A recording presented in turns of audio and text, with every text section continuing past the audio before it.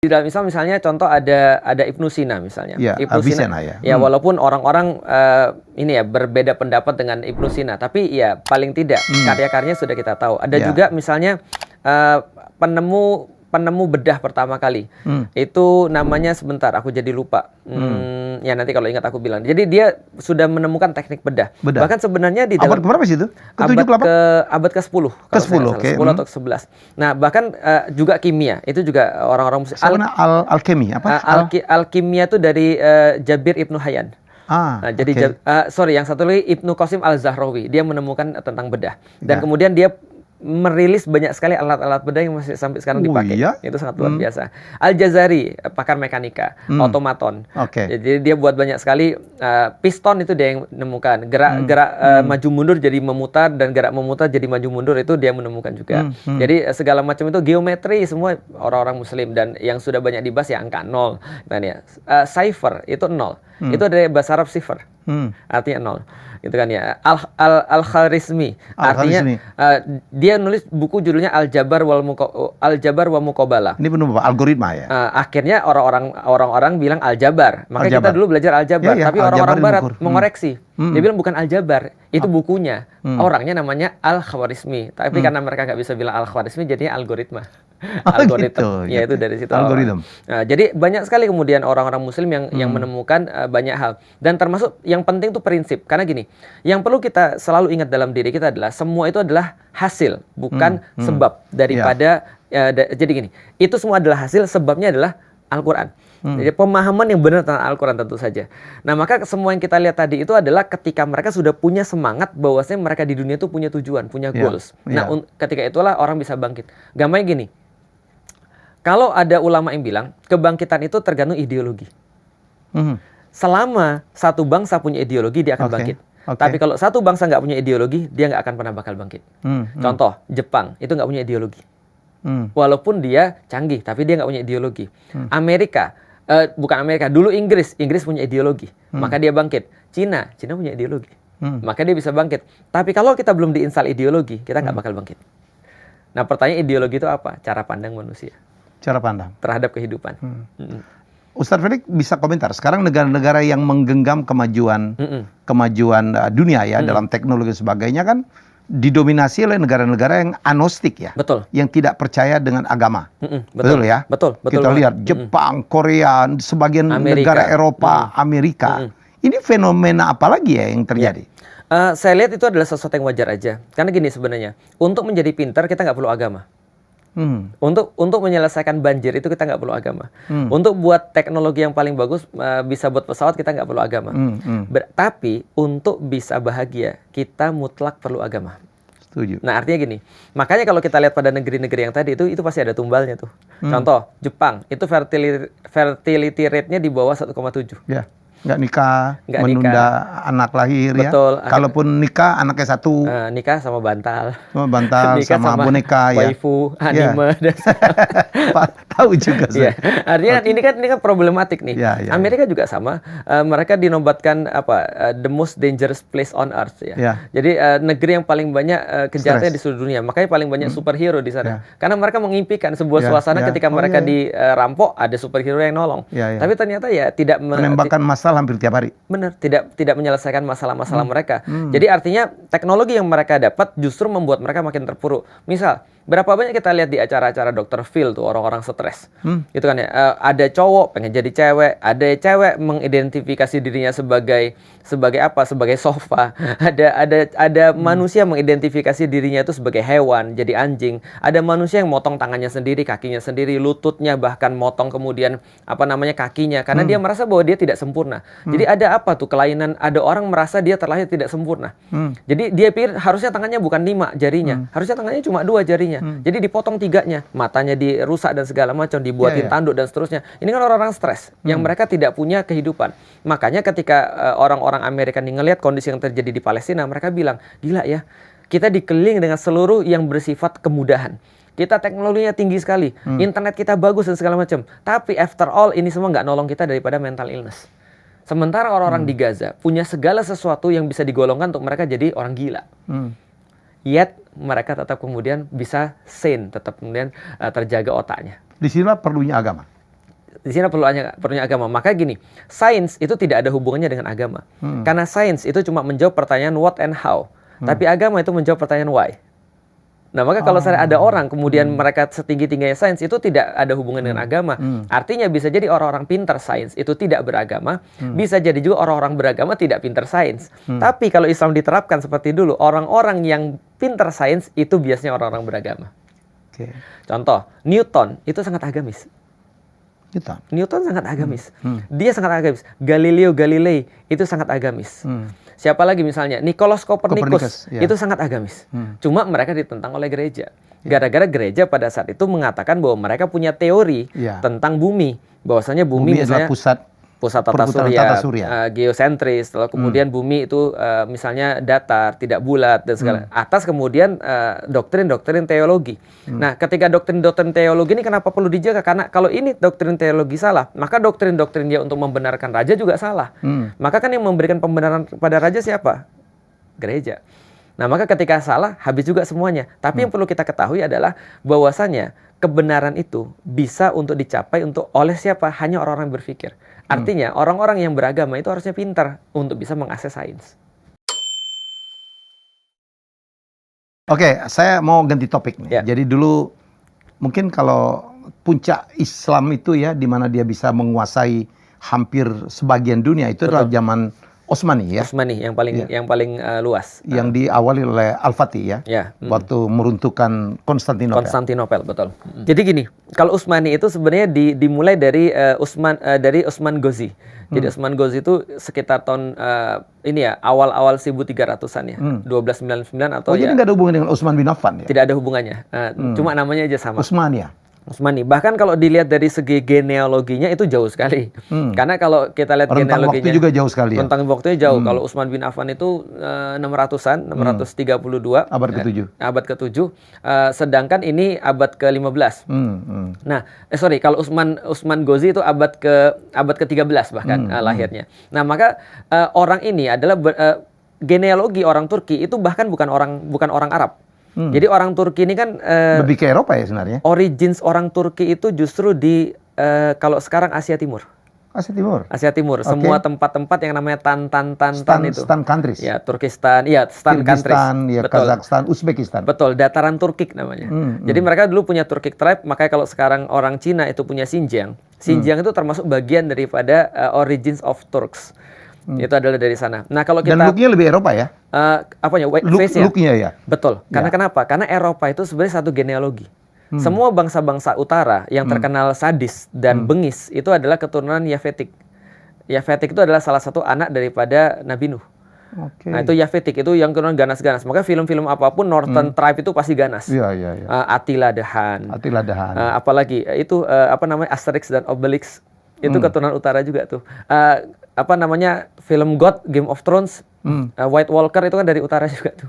Jadi semua utara-utara tuh ngeri. Sadis-sadis ya. Ya, karena ada benteng kan dulu yang membatasi dunia dari utara ke selatan supaya nggak. Lord of the Ring itu juga orang utara. Orc tuh utara tuh. Nah, maka orang-orang utara ini akan muncul sebagai bangsa-bangsa, salah satunya adalah bangsa-bangsa Turkik. Nah, bangsa-bangsa Turkik ini nantinya akan berkenalan dengan Islam.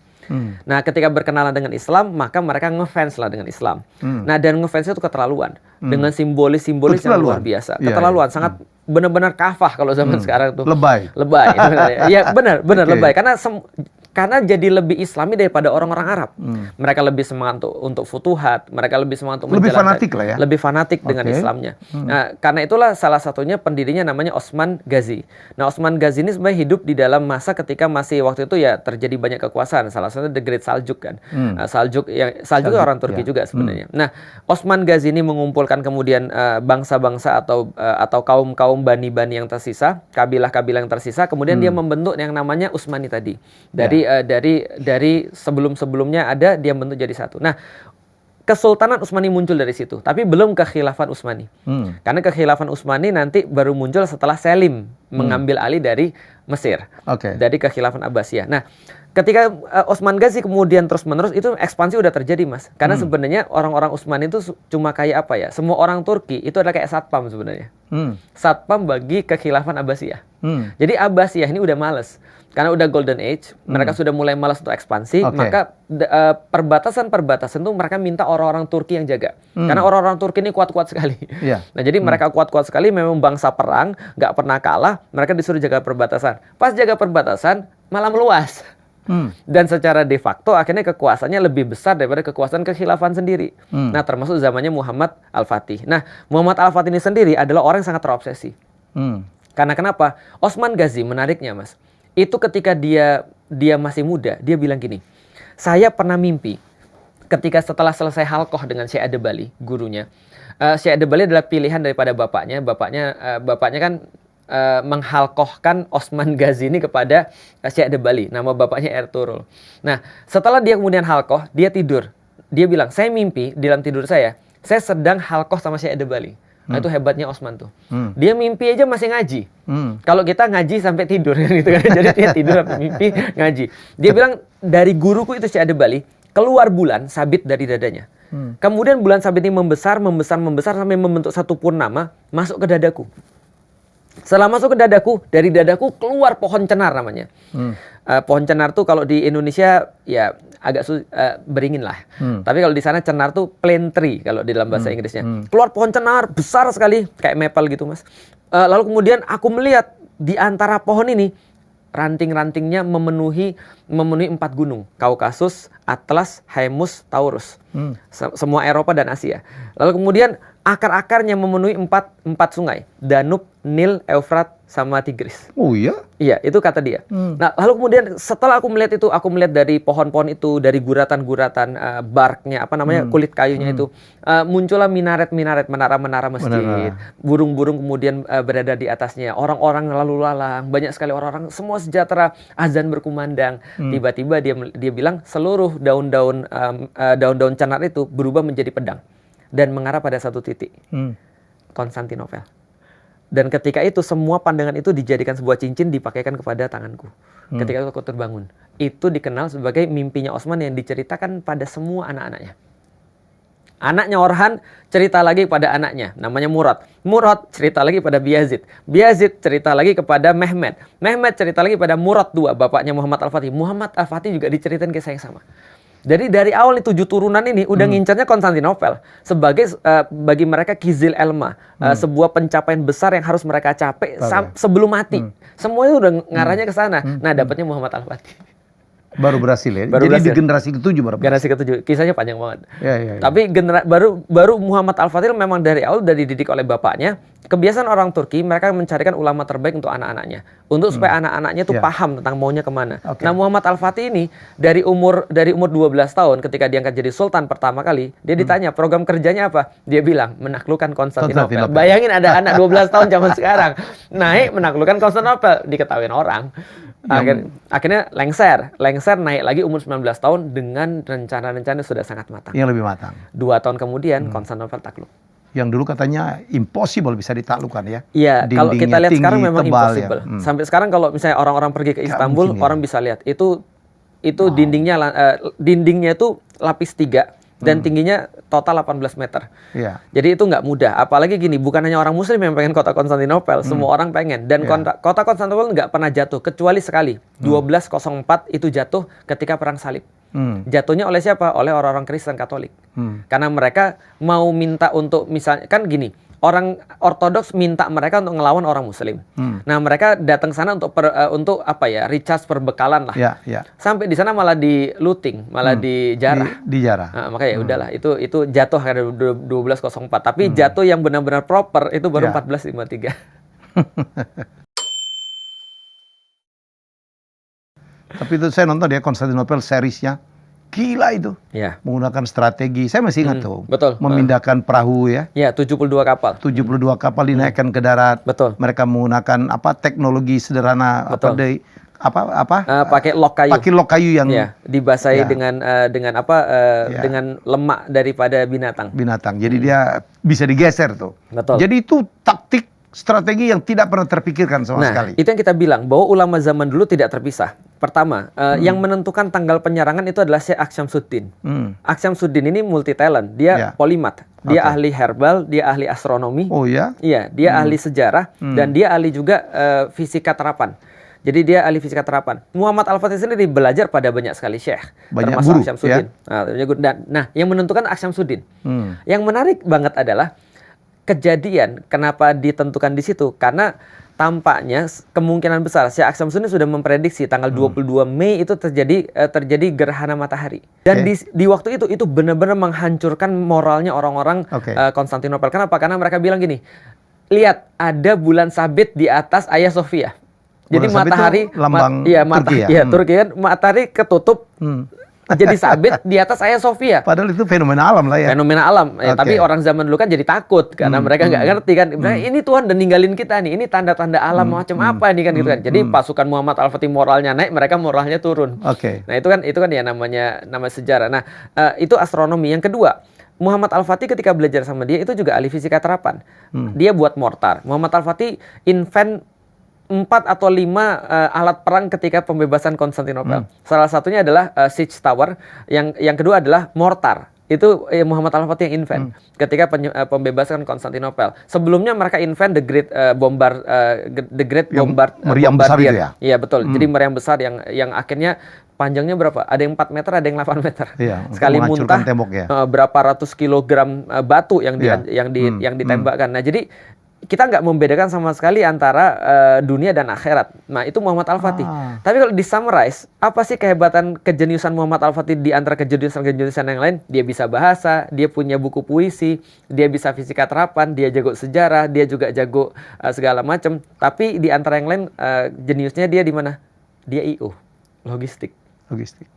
Muhammad Al-Fatih itu jenius logistik. Leader yang baik. Iya, leader yang baik. Dia jenius IO. Dan menaklukkan Konstantinopel usia 21 tahun. 21 tahun. Saya cuma pengen ngasih tahu bahwasanya sejarah tuh punya pola. Kalau kita ngulangin pola itu, kita akan jadi orang yang sama. Minimal kalau misalnya kita benar-benar perhatian dengan Al-Quran dan kita menjadi orang-orang yang terpengaruh dengan Al-Quran, kita akan sampai pada titik yang sama. Minimal akan begitu. Jadi sebenarnya kalau kita lihat leader-leader masa lalu ya, apakah ilmuwannya, apakah penemunya, apakah leadernya, mereka menguasai rata-rata menguasai ilmu agama ya, Al-Quran plus ditambah dengan ilmu-ilmu terapan lainnya. Jadi ini bukan sesuatu yang terpisah. Kalau Anda belajar Quran, yang ilmu dunia tidak perlu dipelajari. Begitu ya, Ustaz? Karena soalan why.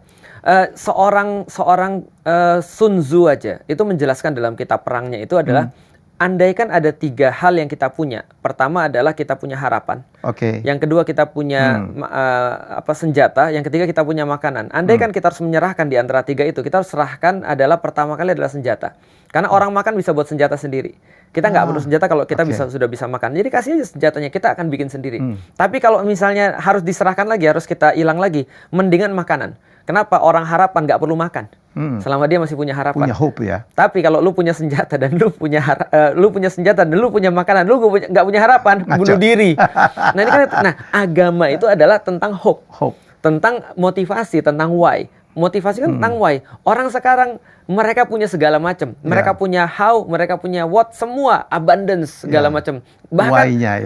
Bahkan lebih kepada nggak terbatas orang punya, tapi mereka nggak punya why.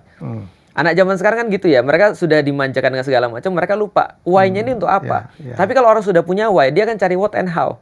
Orang nggak punya why, ada what and how, nggak mau dia, karena dia nggak punya motivasi. Agama adalah why dan agama adalah hope. Itu yang menguasai sampai mungkin separuh Eropa ya, Ustaz Felix? Sampai Wina. Dan Muhammad Al-Fatih sebelum meninggal itu menggerakkan pasukan ke Otranto. Otranto di Itali. Jadi kalau Itali itu kayak kaki, itu mata kakinya itu Otranto.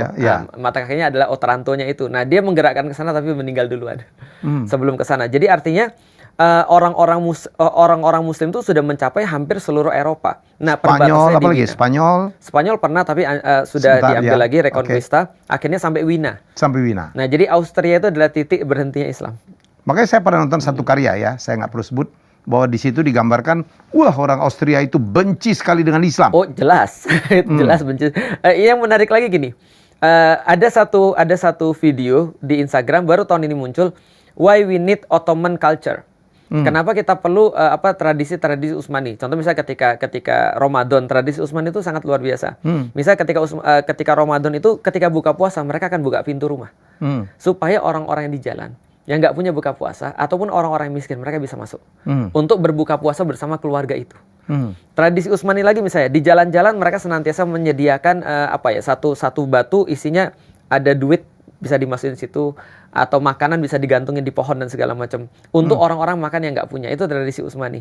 Tradisi Utsmani lagi misalnya bahkan untuk hewan, setiap ada air mancur dibuatin tempat minum burung, tempat minum anjing, tempat minum kucing. Maka sampai sekarang di Istanbul anjing kucing bebas. Karena itu adalah hewan-hewan yang punya perut, yang memberi makannya adalah mendapatkan pahala. Bahkan ya tradisi Utsmani di mana-mana kalau di jalan-jalan tuh ada cekungan tuh untuk air juga tuh untuk bukannya di air mancur. Gitu ya? Betul. Jadi orang bilang ngapain sih air menggenang di sini? Oh, ini on purpose. Maka hewan-hewan bisa minum dari sana. Nah itu tradisi. Tapi tiba-tiba komen di bawahnya tuh, Masya Allah, kami tidak perlu tradisi Utsmani karena kami sudah berapa ratus tahun dijajah oleh Utsmani. Kami sudah berapa ratus tahun dihinakan oleh Utsmani dan seterusnya dan seterusnya dan seterusnya. Akhirnya ya bagi mereka kita adalah penjajah. Tapi sebenarnya kita perlu membedakan ada beda antara penjajah dengan pembebas. Mental orang Muslim itu harusnya pembebas, bukan penjajah. Bukan penjajah. Apa bedanya penjajahan dengan pembebasan? Gampang. Kalau penjajahan dalam bahasa Arab istikmar, dalam bahasa Inggris berarti ya kolonialisme gitu kan ya.